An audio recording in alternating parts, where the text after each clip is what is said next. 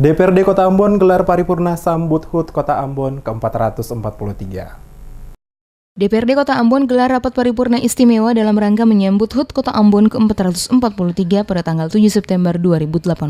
Rapat paripurna DPRD Kota Ambon selain dihadiri oleh seluruh anggota DPRD Kota Ambon, juga Wali Kota Ambon Richard Lahenepesi bersama Wakil Wali Kota Ambon Syarif Hadler. Wali Kota Ambon dalam sambutannya mengatakan, peringatan HUT Kota Ambon ke-443 tahun ini menjadi momentum penting untuk terus berkinerja yang baik dan berkesungguhan dalam bekerja untuk kemajuan kota yang lebih baik. Dikatakan Wali Kota dalam pembangunan Kota Ambon jangka menengah sampai tahun 2022 dengan visi Ambon yang harmonis, sejahtera, dan religius, terus benahi Ambon untuk sesama dan untuk semua karena Ambon adalah rumah bersama. Visi Ambon yang harmonis, sejahtera, dan religius terbagi dalam 4 misi pemerintah Kota Ambon. 1. Memperkuat dan mempererat harmonisasi sosial, meningkatkan kualitas sumber daya manusia, memberdayakan ekonomi keluarga dan masyarakat, serta meningkatkan nilai-nilai spiritualitas masyarakat.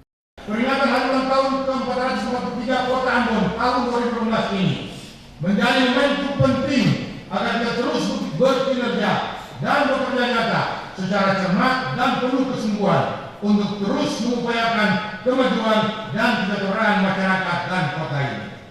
Sidang Dewan yang terhormat, dalam pembangunan Kota Ambon saat ini, khususnya dalam jangka menengah sampai tahun 2022, bersama-sama kita akan membangun Kota Ambon dalam visi Ambon yang harmonis, sejahtera, dan religius.